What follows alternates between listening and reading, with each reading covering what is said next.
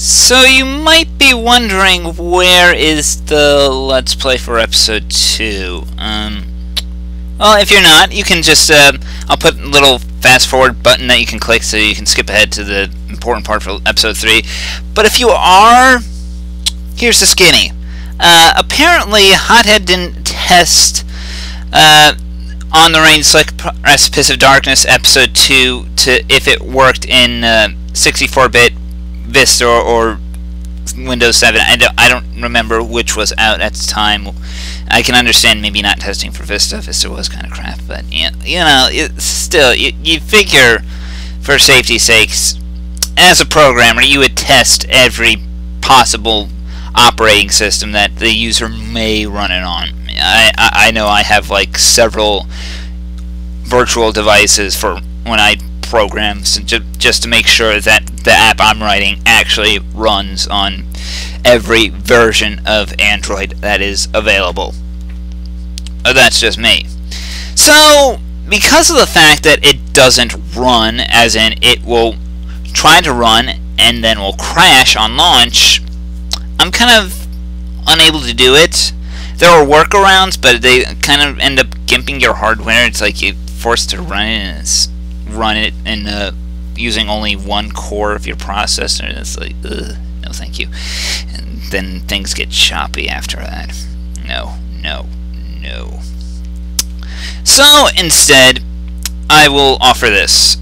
I will offer a summary from the best of my memory can gather of the second game, and then we will get to the third. So, of course, my memory's spotty because it's been a few years, but it is what it is. So, yeah, and I'm still surprised that it actually ran on XP, come to think of it, which is a little weird, but whatever. I'm not thinking back. Yeah, now I'm getting nostalgic for when I first built my computer. I actually had XP installed. Then I'm getting sidetracked. Alright, summary of the second game. You start off building a little tent where your house used to be, and the tent gets torn down for obvious reasons.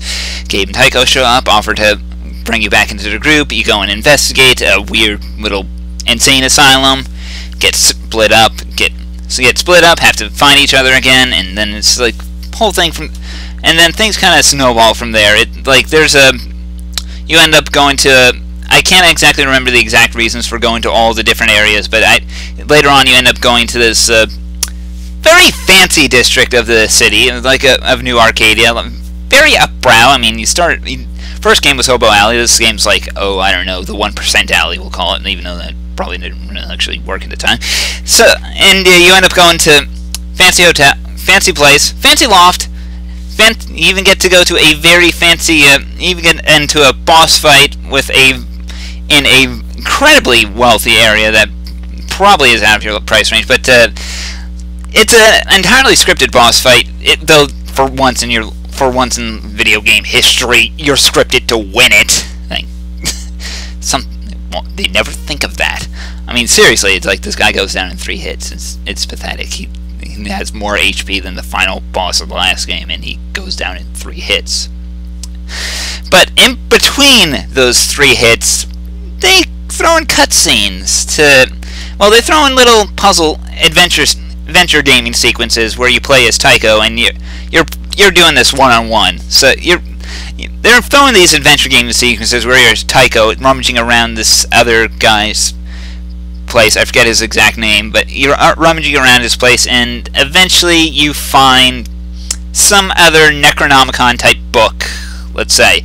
I don't remember the exact name of the book, but suffice it to say, that's bad.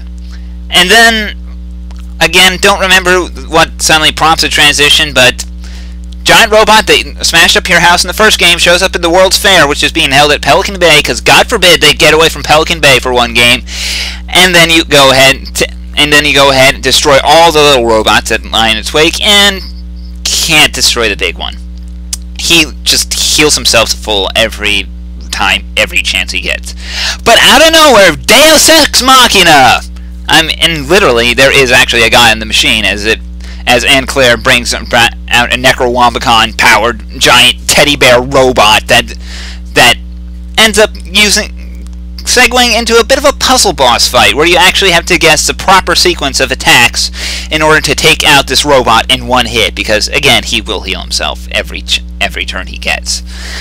So yeah, that's the general gist of the second game, from what I can recall. There's a new character that shows up, and he factors into the second game a little bit, and they were really planning on expanding him in the third. The ending cutscene actually gave him a voice dialogue. I mean, there's going to be more voice acting than just the reading of the poem that begins and ends each chapter of the episodic game, or each episode. So that was something that I was looking forward to, but never came about.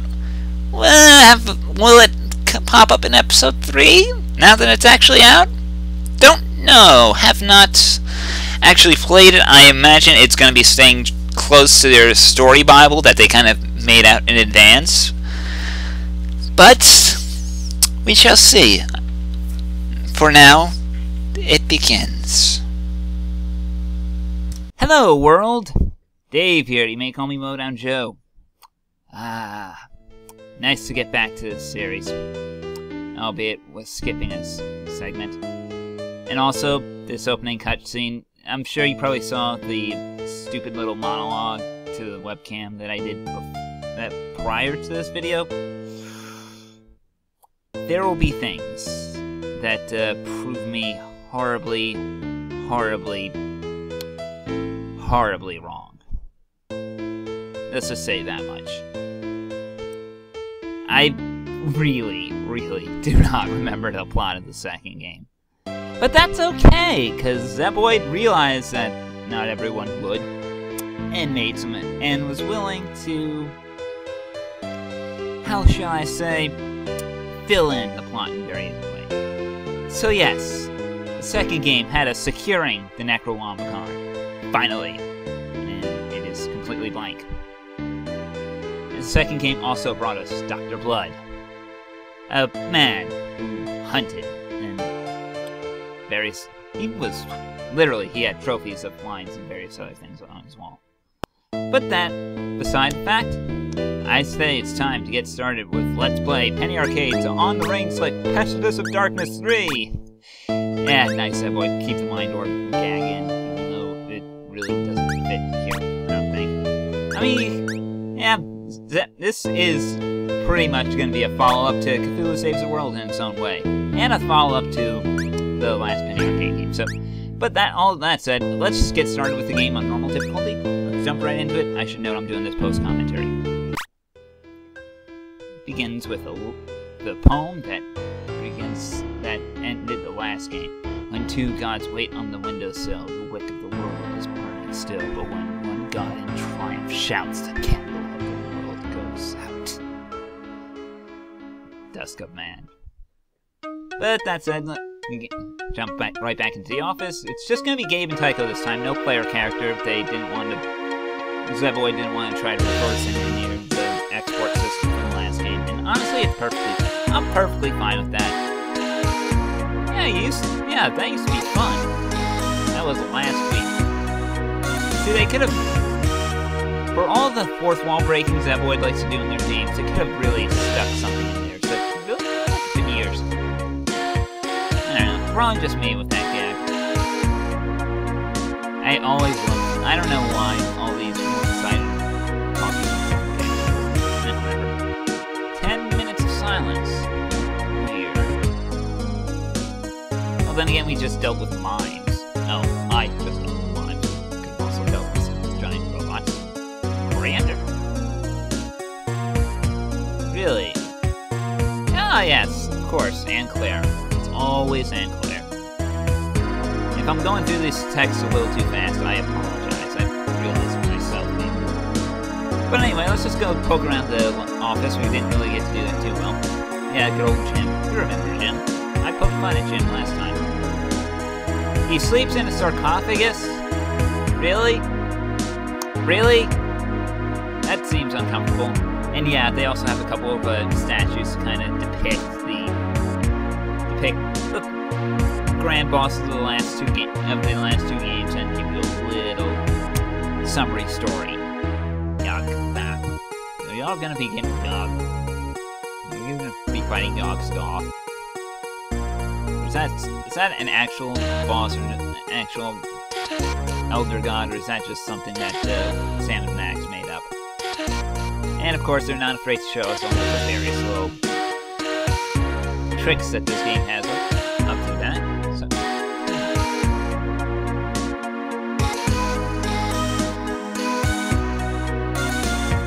she does run this place. I mean, she does. She's like always this one person that we have to have.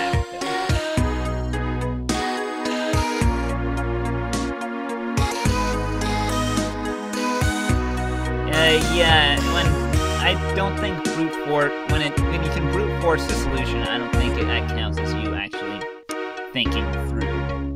Yeah, beginning, of course, they tutorialize everything in the beginning, and I find the little pop-up box that you get when you toggle one is a little strange, but a little uncomfortable, but it's nice. I guess you would always forget in the last game. I know I did.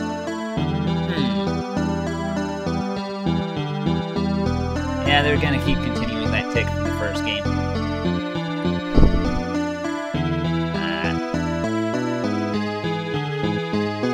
Even if it's an entirely different developer, it still feels like the same series, and they do a good job with that. I like it. Even in entirely different mechanics altogether, you will see very soon.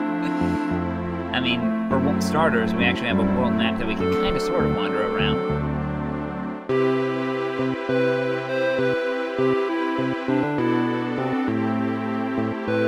Yeah, why would someone that we committed genocide on want us to help them? I don't know, it could be a deep crow. Yeah.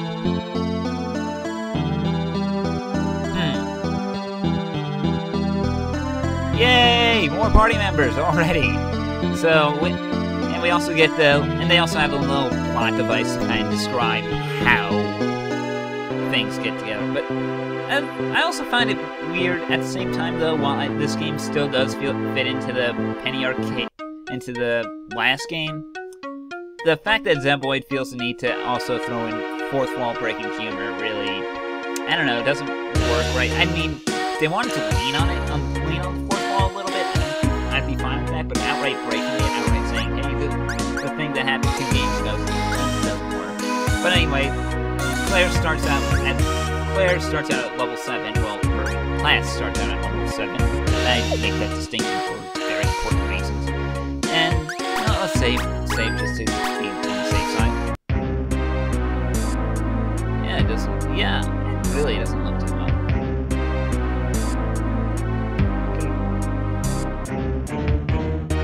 You know what?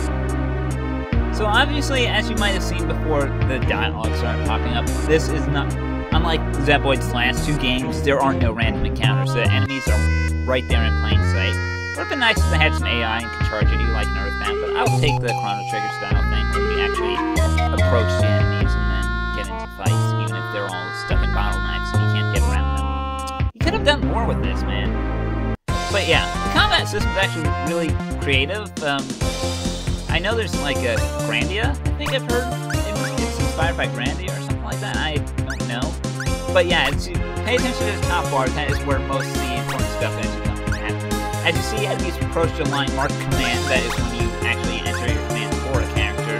And then they'll move along this action bar, and whoever hits the action line first, that is who will move. So speed plays in a big part of who gets to go to what action and when. So speed is very important. You won't probably want to be debuffing the enemy's speed and buffing your own as well. And you also get some other, there'll be more ways that we can manipulate that. Of course, weight, when they're in the weight section, that means there's not really anything. So yeah, it has a little bit of a, I guess, almost but not quite active time battle system going here, but it's really nice. I like it. And Claire started off 4 levels higher than us, so it makes her rather clutch at first. And we get a quantity up for potion help handling. Like I said, they have everything regenerates after each battle, except for MP that regenerates in battle. So we got some more enemies here. So I didn't talk about the enemies last time.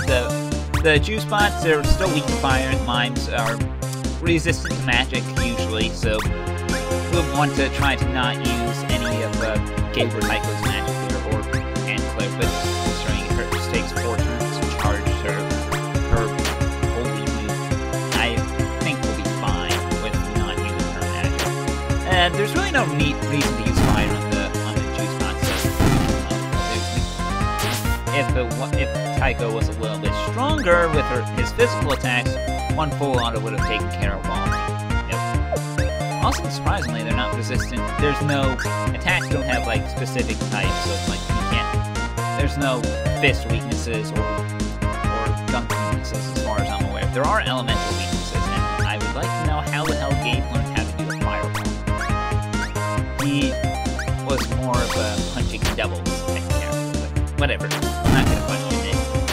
Zeboyd has their methods, and yeah, see, all mimes were resistant to magic there. All magic. Maybe on type I haven't tested yet. Yeah, I should have mentioned that I am playing this mostly blind, but since I'm doing this post commentary, I can give a little bit of insight from my mistakes. Got some Pellicer sales here, so these guys are weak to fire, if I believe correctly. So Gabe could probably fireball them, but honestly, his first blood deals more damage right off the bat than the fireball does. Gabe's not really a magic. I mean, he does a lot of damage, but he's not a magic damage character. Probably should have done the Precipice, and that would have allowed full on to finish him off. And I make mistakes, and in hindsight, it is 2020. But yeah, these guys, no biggie. We can take care of them with relatively little fuss. And easy peasy. Oh, and we get a couple of and Gabe having to learn Eager, which will give him more speed on his first turn, and Tycho having to learn Read the Fucking Animal, which is a spell that has no elemental damage. So that's pretty nice. So yeah, see, light non-elemental magic. It doesn't deal a lot of damage, as by the fact it's light, but it is non-elemental, which is handy against enemies that are resistant to physical attacks, and there are some. Got a clown here, and the larger juice bots. So yeah, these guys we're probably going to be throwing fire at. But first, I should also mention that yeah, they still show that 100% power thing. They still carry over from Cthulhu Saves the World the fact that enemies' damage ramps up over time. Like every turn they take, that enemy gets stronger afterwards. So yeah, so you'll be seeing that quite a bit. But obviously, it works a little bit differently since in this game you can actually like slow down the enemies, or actually delay them and make their turn take more time to get. So you can actually delay the whole fact that they're going to get stronger over the course of the battle. So it's actually really nice how they incorporate their old system, but add in a new method for managing all the turns and whatnot. It works well. I like what I've seen so far. I've only played I've only recorded this episode and the next, but so far things are nice. Got $50 in that chest. Awesome. Cool. And those are just going to be 6 of the smaller juice bots. Nothing fancy there. And that is more mimes. Once again, they go ahead with the fourth wall breaking humor there. Oh yeah, you should know that this isn't going to be perfectly safe. And yet you go ahead and face down a couple axe fishes and anchor. The axe fishes are weak to fire and ice. The anchor is resistant to all physical attacks, so you might want to go ahead and stick with and that of course includes physical skill, like Gabe's Pork Blood skill, and that takes a lot of as well. So you might want to go with the non-element with RTFM there to get things going. Also, you can probably hold off on the axe fishes for a bit. They deal a lot of damage, and they can deal a lot of damage, but they're nothing. But considering their weaknesses, you can probably manage to get by. The anchors are also very slow, so you can probably sneak in a couple kills against the fishes while dealing with the before you deal with the anchors. Heal up as necessary, of course. That goes without saying. Although the anchor does... yeah, we'll go ahead and deal with the anchor now. But, yeah, and Claire's spells are just really, really expensive, so might not be the most useful thing you can do there, but... yeah. We're off to a good start this episode, I'd say. And yeah, that will do. And one fireball should finish him off, although he's taking a quick turn, and that is a little worrisome. Like I said, weak to fire. Yep, they still regenerate all your HP after now, so you know it's kind of nice. Ooh, and we get a better weapon for Gabe, even softer gloves. So let's go ahead and check out what that gives him. So he has 3. So it gives him 30 more attack and physical defense. So that's solid right there. So better than his base gloves. Probably have to sell those eventually. And that'll do it for this episode. So until next time, ladies and gentlemen, I'm Dave. Take care. Nope.